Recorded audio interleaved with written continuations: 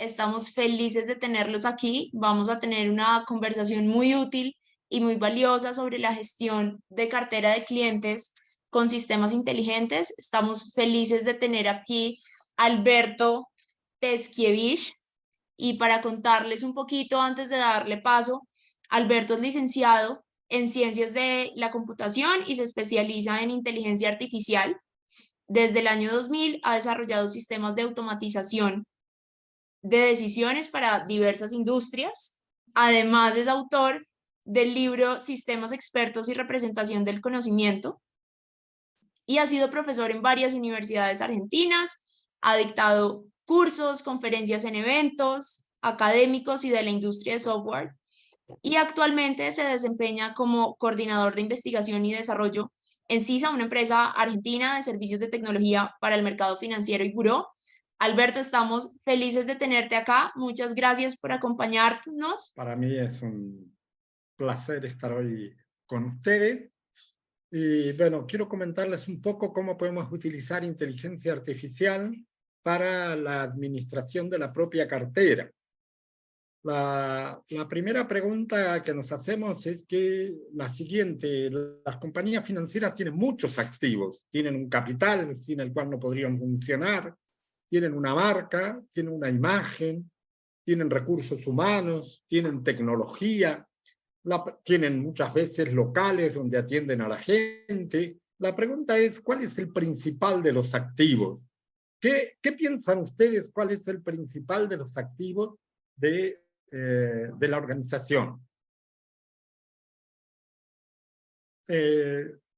Nosotros pensamos que el activo más importante que tiene la organización son los clientes, son los que nos cuesta, tienen un alto costo de adquisición, son los que nos producen el beneficio y son los que, si no sabemos administrar correctamente, pueden también producirnos pérdidas.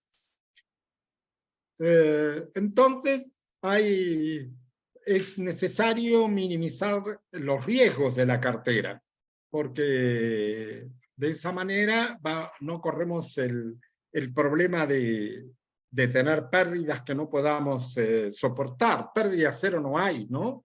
La única forma de tener pérdida cero es no prestar, pero nuestro negocio es justamente prestar. Pero para esto lo que necesitamos es una supervisión constante y sistemática de los niveles de riesgo de cada cliente. Esa es una necesidad clave y es una tarea que no puede realizarse en forma eficiente y a un costo razonable con métodos manuales. Si lo que queremos es supervisar uno por uno, en forma individual, a cada uno el nivel de riesgo de cada cliente, no hay ningún método manual que nos permita hacerlo en forma eficiente y a un costo razonable. No hay que ver la idea de minimizar riesgo solamente desde el punto de vista de riesgo, también tenemos que verlo desde el punto de vista comercial. Nos interesa aumentar nuestras ventas, pero nos interesa aumentar las ventas de manera que generen rentabilidad. Por lo tanto, lo que queremos es que cada uno de los miembros de nuestra cartera, cada uno de nuestros clientes, consuma lo máximo posible, pero de acuerdo al riesgo que tienen, que no consuman más de lo que van a poder pagar. ¿Cómo hacer entonces que los clientes de menor riesgo nos generen mayor rentabilidad de una forma constante y sistemática? Lo primero es reconocer cuáles son los clientes de menor riesgo, cuáles son los clientes de riesgo medio, cuáles son los clientes de riesgo alto. Poder calificar a cada cliente según el nivel de riesgo que tiene en cada momento. En segundo lugar, la idea es centrar en ello nuestras políticas de fidelización. ¿Qué interés tenemos en que se quede trabajando con nuestra compañía como un cliente fiel, aquel que es un cliente de alto riesgo? Mucho mejor que vaya a trabajar con nuestra competencia. Nuestras políticas de fidelización tienen que estar, nuestras políticas de beneficio, orientados a los clientes que tienen un nivel de riesgo que sea acorde a la estrategia y a la política de nuestra compañía. Y lo mismo sucede con las ventas cruzadas. Si la compañía tiene más de un producto, por ejemplo, créditos de consumo y tarjeta de crédito, la idea de vender un segundo producto a un cliente que ya tiene un producto, tiene que corresponderse con el nivel de riesgo que ese cliente tiene. Por eso tenemos que implementar un modelo de inteligencia artificial, porque es la única manera eficiente de mantener un control permanente de los riesgos y saber a quién dirigirnos con nuestra política comercial. En alguna charla anterior hablamos de cómo utilizar la inteligencia artificial en la originación, en la adquisición de nuevos clientes. Hoy estamos concentrándonos en los clientes que ya forman parte de nuestra cartera. ¿Qué es un modelo analítico, modelo de inteligencia artificial o modelo de credit scoring? Es un método estadístico que nos permite estimar la probabilidad de un evento futuro a partir de datos conocidos. ¿Qué datos utilizamos? Utilizamos datos demográficos, utilizamos datos crediticios, utilizamos el comportamiento de pago con nuestros propios productos, utilizamos las transacciones que el cliente hace con nuestros productos, porque de nuestros clientes podemos conocer también hasta a nivel de transacción qué es lo que está haciendo con el producto que le brindamos. Por ejemplo, cuando decimos que el score la probabilidad de que sea un buen cliente es 969, queremos decir que hay un casi 97% de probabilidad de que este cliente cumpla con sus compromisos. ¿Se puede predecir el futuro? No, no predecimos el futuro, no predecimos un evento concreto, sino que calculamos la probabilidad de que ese evento ocurra. No existe garantía de cuál será el resultado para un caso particular. Lo que calculamos es una probabilidad para un conjunto de casos, como distintos segmentos de nuestra cartera de clientes. Por eso, cuando decimos que un cliente tiene 800 puntos de score, o una probabilidad de ser un buen cliente del 80%, porque lo que nos interesa es reconocer a los buenos clientes, que son la fuente de la rentabilidad, no es a los malos a los que buscamos. Cuando decimos que un cliente tiene 800 puntos de score o una probabilidad del 80% de ser un buen cliente, lo que queremos decir es que de cada 1000 clientes que tienen 800 puntos, 800 van a ser buenos clientes y 200 van a ser malos. Esto es lo que estamos diciendo. Pero entonces, si sabemos eso, si sabemos que la proporción va a ser 4:1, podemos aplicar claramente la política que nos interesa, nuestra política, nuestro propio apetito al riesgo, para hacerle las ofertas que resulten más convenientes para cada uno. El que ya me escuchó alguna vez por ahí va a decir que es un chiste repetido, pero nosotros no somos infalibles en esto. No decimos, este es el nivel de riesgo. Este es el riesgo concreto de cada persona. Una persona puede sacar 800 puntos y sin embargo no resultar un buen pagador. Y esto es porque tenemos un pacto con Dios.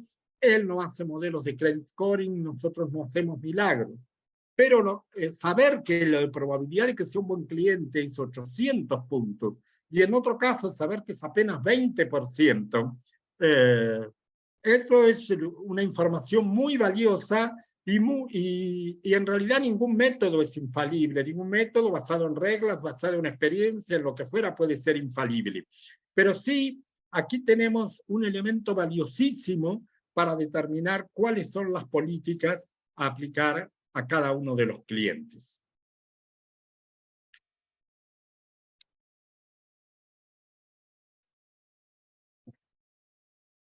El modelo analítico lo genera entonces, es un número que nos permite ordenar las cuentas de acuerdo a su probabilidad de riesgo. Podemos distinguir cuentas de distintos niveles de riesgo. Y tiene una gran ventaja sobre otros métodos parecidos, como el de rating, que clasifica a los clientes, por ejemplo, en grupos, A, B, C, D, porque se trata de una numeración continua. Y al ser una numeración continua, podemos hacer selecciones del tipo el 10% de menor riesgo de la cartera o el 5% de más alto riesgo. Estas selecciones no son factibles con los ratings, porque cuando digo A, B, C, D, diciendo A es la mejor calidad, D la peor, pero qué cantidad exacta de la cartera está ahí involucrada no lo sabemos, y eso también cambia con el tiempo. Y cambia en los momentos de crisis, por ejemplo, en los momentos de situaciones macroeconómicas no positivas. En esos momentos puede ser que se nos haga muy numeroso el grupo D y poco numeroso el grupo A, y a lo mejor el grupo A no llega ni siquiera a ser el 5%, y nosotros queremos orientar una política determinada hacia el mejor 5% de nuestra cartera. Por eso este sistema de numeración continua es un sistema que da la posibilidad de tomar decisiones mucho más precisas y enfocadas en cada cliente. Además, al saber la probabilidad de impago de cada cliente en particular, con una cuenta muy fácil, cuánto nos debe al día de hoy, multiplicado por la probabilidad de impago que tiene ese cliente, y haciendo esa sumatoria, la sumatoria de todos los clientes, podemos estimar cuál va a ser el conjunto de impagos de toda nuestra cartera a una fecha determinada, y eso también puede ser información valiosa para la determinación de nuestras políticas. ¿Cuál es el evento que queremos predecir con este modelo analítico? Lo que queremos saber es si me va a pagar como se comprometió. Para desarrollar un modelo analítico necesitamos una definición mucho más precisa de esto. Por ejemplo, ¿cuál es la probabilidad de que el atraso no supere los 90 días en los próximos 12 meses? Ahí es la definición estándar que se utiliza en la definición de riesgo, en los modelos de riesgo. De todas maneras, el hecho de que sea una definición estándar no es un dogma. Puede ser que para una compañía en particular haga falta hacer una definición distinta. Por ejemplo, si la compañía da créditos a 90 días, esta definición no tiene mucho sentido. Lo que puede ser ahí con una definición interesante es cuál es la probabilidad de que no caiga en default definitivo pasado los 90 días. O también cuál es la posibilidad de que el atraso no supera los 30 días en los próximos 90. Tenemos entonces distintas maneras de analizar a nuestra cartera. Tenemos un método descriptivo para analizar la cartera. Por ejemplo, cuál es la tasa de morosidad. Eso lo hacemos con los informes. Y eso nos da un cierto valor para la compañía. Pero también puede ser que queramos entrar a un nivel más profundo de análisis, si hablemos de la tasa por sucursal o por producto, y en este caso ya vamos a necesitar data warehousing o OLAP, ese tipo de sistemas que nos permiten ver a la cartera de clientes en distintas dimensiones, y ese tipo de análisis nos va a dar mucho más valor para determinar, para nuestro negocio. Ahora, estas son análisis descriptivos. En algún sentido podríamos llamarlos autopsias, es decir, nos está contando qué es lo que pasó hasta el día de hoy, y nos está diciendo que este cliente se cayó. Y lo que a nosotros nos interesa esencialmente para la toma de decisiones es pasar a un análisis predictivo que habla del futuro. Y ahí tenemos estos métodos analíticos de ingeniería, de inteligencia artificial, de minería de datos, que nos contestan la pregunta: ¿qué cliente me va a pagar? No qué cliente pagó, sino qué cliente me va a pagar. Y cuando esto está muy bien asentado, podemos ya emprender un camino más complejo, que es el de optimización de estrategias. Por ejemplo, qué límite o qué monto tengo que asignarle a este cliente concreto, de manera tal de que sea un buen pagador y me dé la máxima rentabilidad posible. En cuanto a las fuentes de información, para los clientes nuevos tengo poca información de ellos, entonces tenemos que recurrir a fuentes externas. Pero a medida que se desarrolla la relación, cada vez es mayor el peso de la propia información de la empresa financiera, porque conocemos su comportamiento de pago, sus transacciones de uso, etc. Y esto va a tener cada vez más importancia respecto de las fuentes externas, que en algunos casos extremos incluso pueden ignorarse del todo. Conozco algunas compañías que tienen tal volumen de clientes y tal volumen de información propia de la conducta de esos clientes que para la cartera propia no utilizan ninguna fuente externa. Aunque las fuentes externas en general son útiles preventivamente, porque si sabemos que alguien no está cumpliendo en el mercado, el riesgo de que deje de cumplir con nosotros es bastante significativo. Aunque no automático, porque puede haber una cuestión de fidelidad con la marca o muchos otros temas de por medio. Puede ser que la calidad del servicio que le brindamos nosotros sea superior y aunque deje de pagarle a otros, pretenda mantener una buena relación con nosotros. ¿Cómo desarrollamos estos modelos? Tenemos una línea de tiempo y el desarrollo se hace siempre sobre información del pasado. Tenemos un periodo de observación que puede ser de distintas cantidades de tiempo según la información disponible y otra serie de factores. Pueden ser 6 meses, 2 años, 5 años. En algunos lugares más de 5 años no es legal observar a nadie. Y luego tenemos ahí entonces un punto de observación donde termina el periodo de observación y un periodo de desempeño, donde si lo que pretendemos es determinar cuál es la probabilidad de que el atraso no sea mayor de 90 días en los próximos 12 meses, el periodo de desempeño tendrá que ser de 12 meses y habrá un periodo de una longitud determinada, de una cantidad de tiempo determinada para la definición, según la definición que estemos adoptando de buen cliente y mal cliente. Como esto lo estamos haciendo en el pasado, tenemos variables del periodo de observación. Cuanto más variables tengamos, mejor. Hemos desarrollado modelos que trabajan con hasta 1000 variables candidatas. Eso no quiere decir que finalmente en el modelo queden las 1000.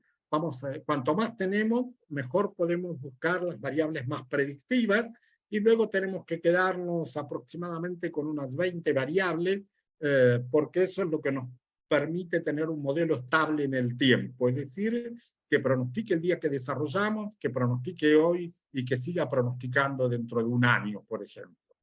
Los modelos que tienen muchas variables no son estables. En general, los peores modelos que yo vi son modelos que en el momento del desarrollo parecen pronosticar de una manera perfecta, pero al pasar 6 meses ya no están diciendo nada útil.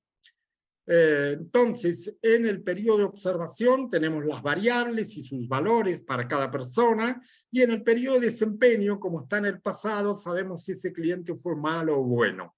Entonces, esto lo hacemos sobre una muestra de nuestra cartera, y en el proceso de desarrollo la dividimos en 2 partes, una que vamos a usar para el entrenamiento del modelo y una que vamos a usar para el testeo del modelo, y lo que esperamos es que el modelo se comporte, como muestran aquí estas curvas, aproximadamente de manera muy parecida con la muestra que hemos usado para entrenar, para calcular la fórmula que nos da ese número 800, 900, 200 del que estamos hablando, y que más o menos tenga el mismo comportamiento sobre el conjunto que usamos para comprobar. Luego empieza la etapa de uso del modelo. Tomamos información al día de hoy, tomamos información de hoy hacia atrás de cada uno de los clientes que queremos evaluar, y el modelo nos puede dar una probabilidad baja de ser un buen cliente o una probabilidad alta de ser un buen cliente. A los clientes de probabilidad baja los consideramos malos, a los clientes de probabilidad alta los consideramos buenos. Hacer este desarrollo no es un arte, es una tecnología que está establecida en la industria y que tiene beneficios comprobados y comprobables. Y existen metodologías estandarizadas que nos orientan en el desarrollo y la aplicación de los modelos analíticos. Esto es muy importante, no se trata simplemente de tener una buena herramienta analítica y usar un poco de intuición o de artesanía para construir un modelo. Hoy no nos vamos a extender en el tema, pero hace falta una metodología. Nadie se subiría con un auto a un puente que no se desarrolló rigurosamente con una metodología, donde simplemente los ingenieros dijeron, nos parece que funcionaría así.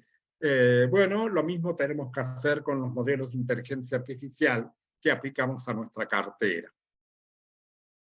La idea fundamental, una vez que tenemos el modelo, es calcular mensualmente el nivel de riesgo de cada cliente y utilizarlo en todas las políticas que definen cada una de nuestras decisiones. También podemos calcularlo en el acto que tengamos que tomar una decisión. Estos cálculos con un buen sistema de decisión no llegan al segundo, de manera tal de que se puede calcular en el momento. En general, la información que utilizamos para los modelos de comportamiento es información mensual. Por ejemplo, la información de pago de nuestros clientes, los clientes no pagan normalmente más de una vez por mes. Normalmente, todo lo que digo va a tener una excepción y cualquiera de ustedes podrá decir, no, en mi caso es distinto. Pero en general es así. De manera tal de que calcular en el momento no tiene mucho sentido. Puede ser más práctico hacer un único cálculo mensual y ya dejar a cada cliente asociado a una probabilidad de riesgo y que esa probabilidad esté disponible en todo nuestro sistema y nos permita, incluso, por ejemplo, el call center, la persona que atiende la llamada telefónica, una llamada entrante, cuando se le abre la pantalla con los datos del cliente, ya le puede dar algún tipo de información que se alinee con la política nuestra para ese segmento de riesgo, del tipo ponerse duro en la conversación o buscar solucionar el problema aunque cueste un gran esfuerzo, porque es un cliente valioso, porque es un cliente de muy bajo riesgo. Entonces, tener disponible este cálculo en forma inmediata puede ser, en forma permanente puede ser muy útil. En un banco que hemos hecho un trabajo intensivo en control de riesgo de cartera, el problema que tenía la sección de riesgo es que las áreas comerciales y otras áreas cada tanto los llamaban y les mandaban lotes de clientes y decían, bueno, evalúame el riesgo para ver si son adecuados para tal producto. Y finalmente invertimos totalmente la situación, porque era mucho trabajo y muy poco sistemático para el área de riesgo. Al invertirlo, al calcular el riesgo de todos los clientes y más aún precalificarlos, por ejemplo, decir, bueno, este cliente por su nivel de riesgo y por su nivel de ingreso puede tener una tarjeta con hasta este límite, aunque hoy tenga una tarjeta de límite menor, o tiene un préstamo personal, pero también podemos ofrecerle una tarjeta de crédito. Y con todas esas precalificaciones, en realidad todos los otros sectores del banco tuvieron disponibilizado el análisis de riesgo sobre la propia cartera para cada una de las decisiones y de contactos con los clientes que que tenían que hacer. ¿Para qué utilizamos el modelo analítico? Para la gestión de las cuentas existentes, por ejemplo, para modificar los límites de crédito. Si resolvemos por distintos motivos aumentar los límites de crédito a la cartera o modificarlos, bueno, saber cuál es el límite el nivel de riesgo de cada cliente puede ser una gran ayuda para que lo hagamos de manera específica para cada uno.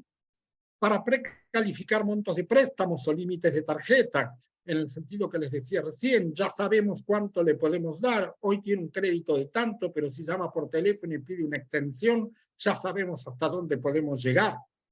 O podemos hacerle una oferta, llamarlo y proponerle que extienda su préstamo porque puede recibir un monto mayor. O al contrario, ser muy cuidadosos y no renovarle el préstamo porque el monto nuevo que estamos considerando es menor que el que ya tiene.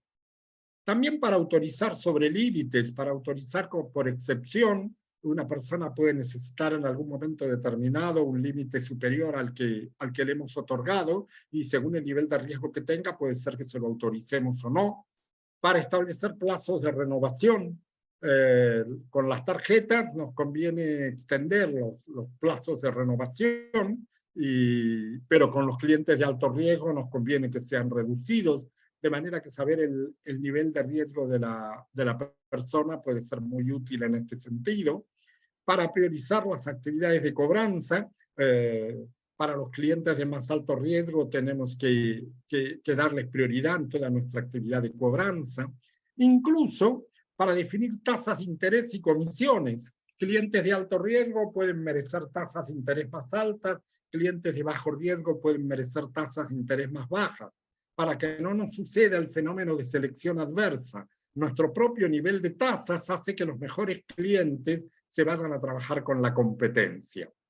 Para focalizar las actividades de fidelización en el sentido en que se los planteé antes, los clientes de bajo riesgo son los que nos interesan para que sean clientes fieles de la compañía, los clientes de bajo riesgo y los clientes de más alto riesgo no son de nuestro interés.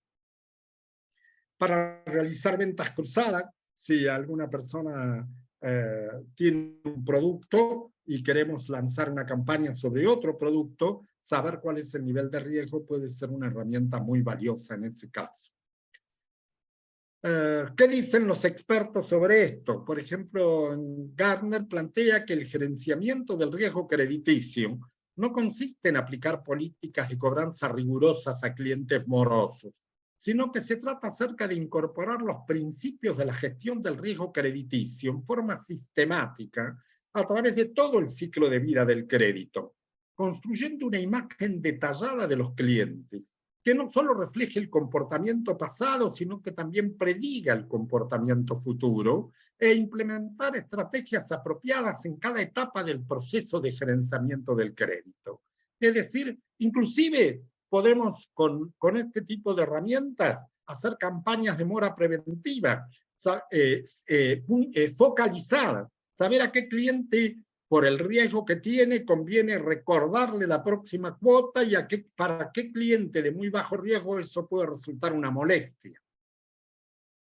Es posible que ustedes piensen sobre las cosas que digo, que no se cuentan con la tecnología para hacerlo y que no les alcanzan los recursos de tecnología, que siempre tiene otras prioridades. Siempre, cosa que es razonable, porque el directorio de la compañía siempre lo que más le va a pedir a tecnología es que tenga al día los legacy systems, la contabilidad, que tenga al día la situación concreta, las transacciones de cada cliente, sus saldos, etc. Entonces, y al mismo tiempo hay una contradicción con esto que acabo de decir, en el sentido de que hay que concentrarse en la infraestructura del sistema, porque es muy agradable pensar en todo el aprendizaje automático y creativo que se puede realizar con las técnicas de inteligencia artificial, pero que va a ser muy difícil averiguar qué está sucediendo si primero no confiamos en la implementación de estas técnicas. Y esto no es una frase mía, sino de Martin Sienkiewicz, que es un investigador científico de Google. Entonces, ¿por dónde comenzar? Además del conocimiento que nos ofrecen los modelos de inteligencia artificial, necesitamos un motor de decisiones que nos permita ejecutar en forma sencilla y muy eficiente estos modelos cada vez que los necesitemos. Los que estuvieron desde el principio de la charla habrán visto una presentación nuestra de nuestro motor de decisión, hay otros, pero eso es un elemento muy importante. El motor de decisión tiene que ser una herramienta donde las políticas aplicables a cada caso se puedan implementar y modificar de manera muy simple y en lo posible sin intervención o con la mínima intervención de IT, de tecnología.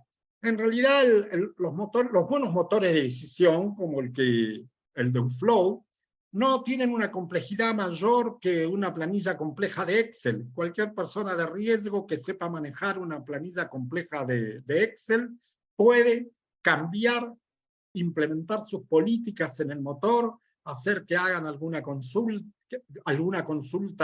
externa cuando hace falta, a una base de datos interna, que calcule. Esto es muy importante porque los modelos de inteligencia artificial que usábamos antes se implementaban muy fácilmente en cualquier herramienta porque eran una simple suma algebraica de valores de las variables multiplicadas por factores. Ahora hay modelos de inteligencia artificial muy complejos que se desarrollan en las compañías con herramientas como Python, y es muy importante que el motor de decisión pueda ejecutarlos en forma directa, sin necesidad de reprogramar estos modelos para, en otro lenguaje, porque eso puede ser una tarea difícil y en algunos casos prácticamente imposible.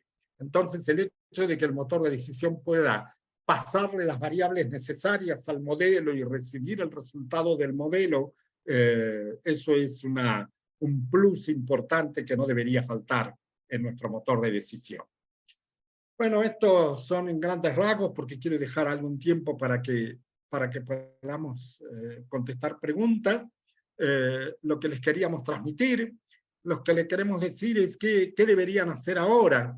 Nuestra propuesta es que piensen de lo que hemos compartido hoy, qué puede ser útil para la operación de ustedes, que se propongan un camino para ir incorporando inteligencia artificial a la vida cotidiana de la compañía, empezando por la infraestructura, es decir, dónde y cómo van a ser implementados los modelos que desarrollemos, y que analicen la posibilidad de implementar un motor de decisiones con toda esta potencialidad y utilizarlo para implementar un proceso de administración inteligente de cartera, igual que tenemos que tener un proceso de administración inteligente de originaciones, de cobranzas y de ventas. Alberto, muchísimas gracias por tu tiempo, por esta conversación que, como lo vaticinamos, era muy útil para todos. Entonces, queremos aprovechar estos últimos minutos contigo para resolver un par de dudas. La primera es, ¿los modelos estadísticos pueden convivir con las reglas duras? No solo pueden, sino que en general deben convivir con las reglas duras. Hay reglas, esto depende siempre.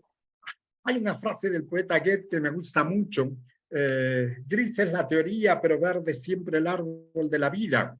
En ese sentido, todo lo que yo afirme hoy, ustedes pueden encontrar una excepción, un caso donde no aplica, pero en general hay muchas organizaciones que dicen: si alguna vez no me pagó, no quiero darle crédito.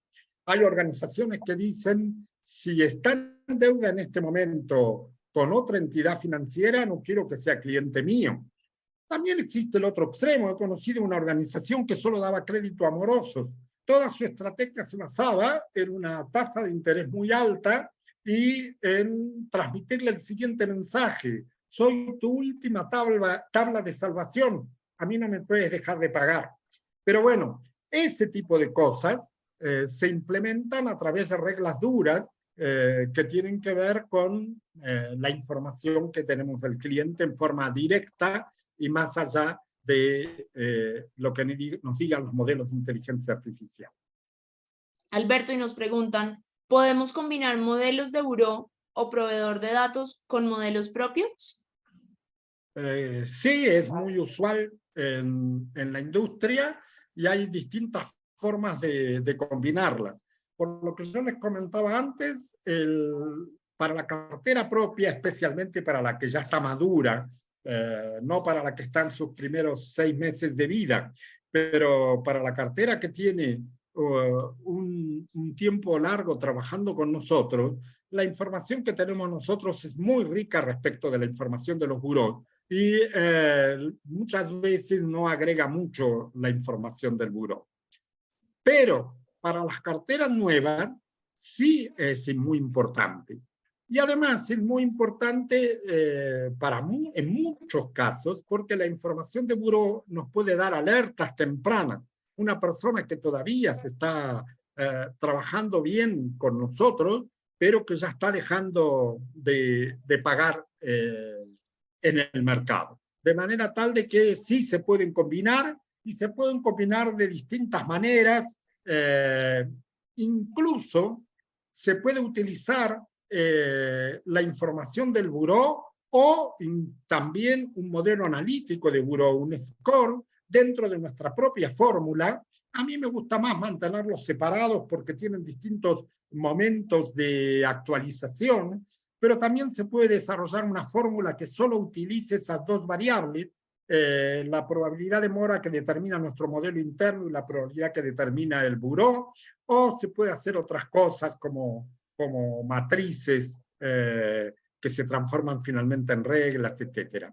Pero sí es útil combinar los dos tipos de información, analizando en cada caso concreto cuánto valor agrega una u otra. En el caso de una cartera de difícil cobro de más de 7 meses, ¿cuál crees que es la mejor manera para recuperarla?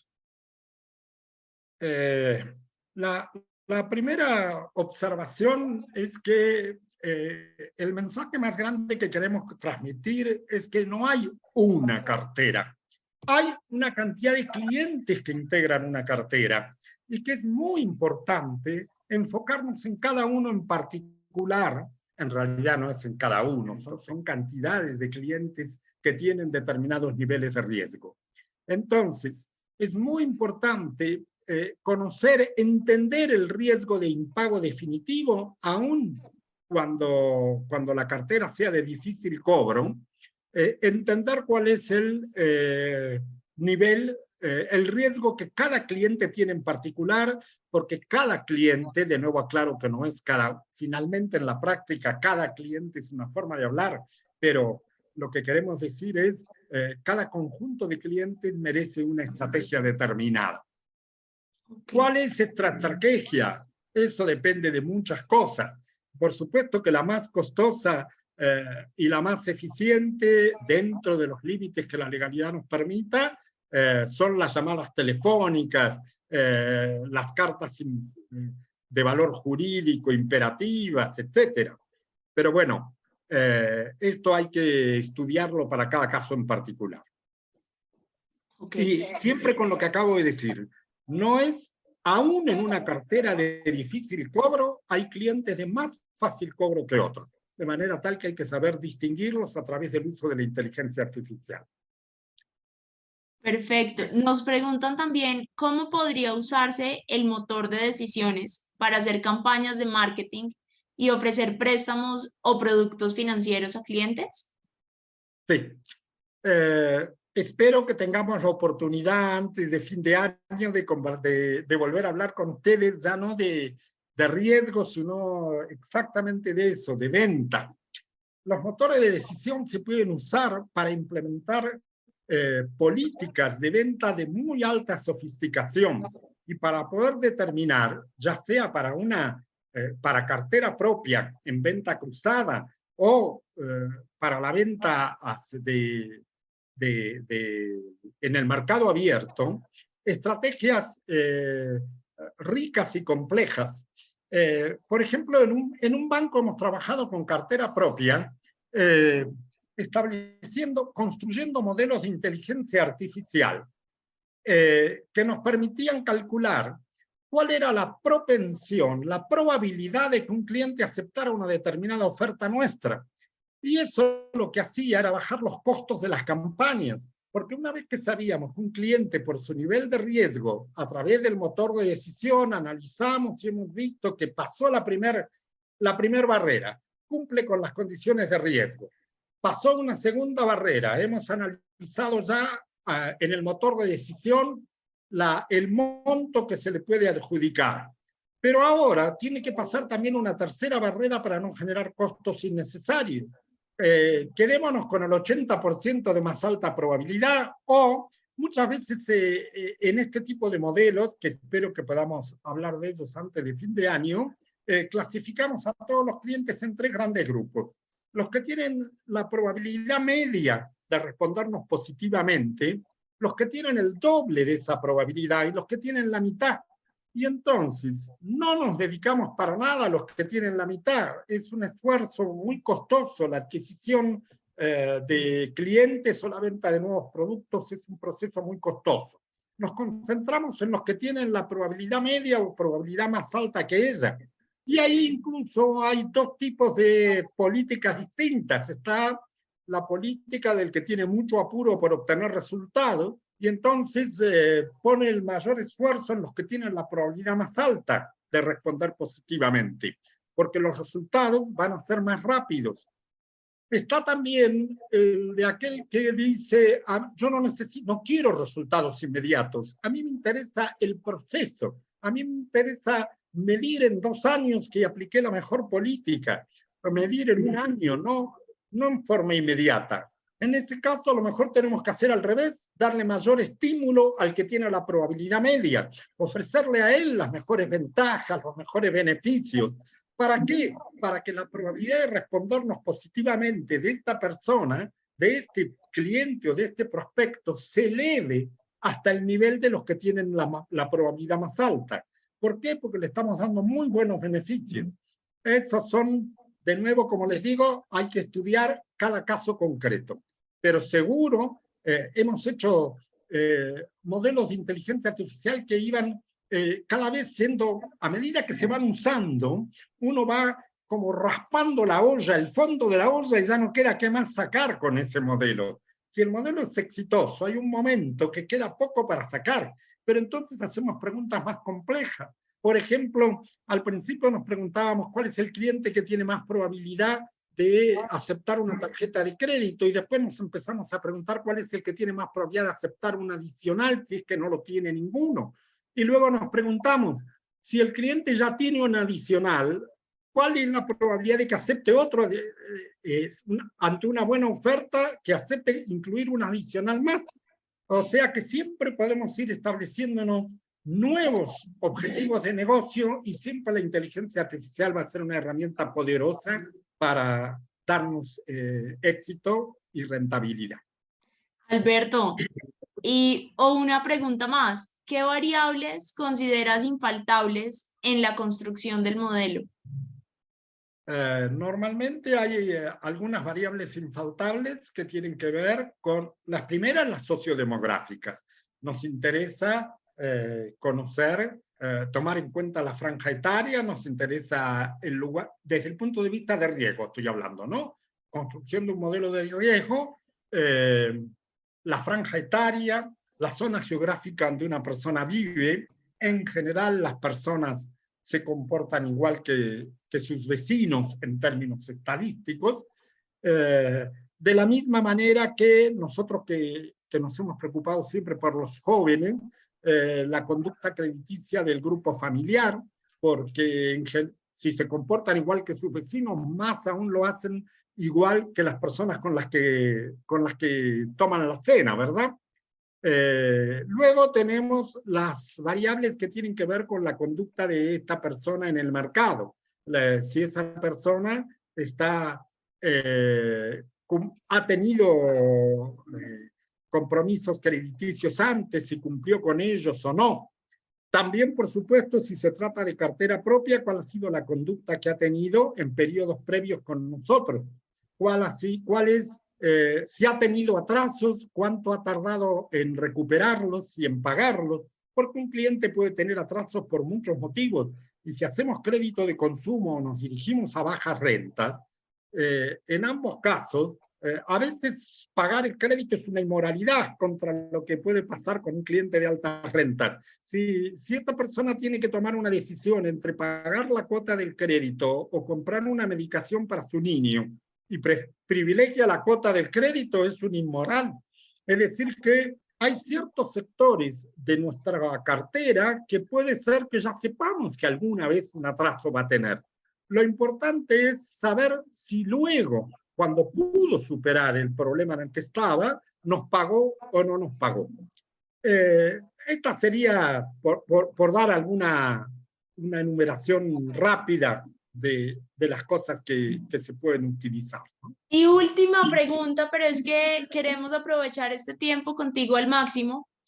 Nos dicen, ¿cuál sería la ventaja de ejecutar todas estas acciones que nos contaste desde un motor con respecto a programarlo in-house? La primera pregunta que yo haría es si no sé quién nos estaba haciendo esa pregunta, pero lo que le podríamos preguntar es si en su hogar utiliza un horno eléctrico que construyó in-house. Puede ser muy divertido hacer in-house para nuestra casa de vacaciones un horno de barro, ¿no? Para hacer platos muy ricos, pero normalmente los productos como los motores que son del tipo clase mundial y que tienen muchos clientes y que tienen personas de muy alto nivel de especialización para su desarrollo, tienen, por un lado, son más eficientes, son más económicos en su desarrollo. Y por otro lado, se mantienen actualizados, se mantienen mucho más actualizados porque responden a la necesidad de todos sus clientes y por lo tanto que son también compañías financieras como la nuestra, que responden incluso a requerimientos de los clientes, a requerimientos del momento macroeconómico que estamos viviendo, de manera tal de que las actualizaciones que se hacen por necesidades que son en el fondo colectivas, no individuales, redundan en un beneficio propio sin la necesidad de emprender un proyecto propio. Además, por supuesto, los sistemas de decisión que ya están vigentes en el mercado y que han tenido un éxito en el mercado, tienen una ventaja obvia. Todo desarrollo in-house lleva tiempo y tiene el riesgo de fracasar, porque este tipo de proyectos son proyectos de alto riesgo y es muy difícil que in-house podamos tener el mismo nivel de expertise que tiene una compañía cuya única especialidad es dedicarse al desarrollo de motores de decisión. En este sentido, mi consejo, mi opinión, zapatero a tus zapatos. Es decir, las compañías financieras hacer negocios financieros y las herramientas comprar hechas las mejores. Es lo más práctico y es lo que más rentabilidad produce. Bueno, Alberto, de nuevo mil y mil gracias por tu tiempo, por acompañarnos hoy. Gracias a todas las personas que estuvieron conectadas y por supuesto al equipo de UFlow también por compartir esta charla con nosotros. Mil y mil gracias a todos. Y muchas gracias a Colombia FinTech por organizarla y a todos los que nos han estado escuchando.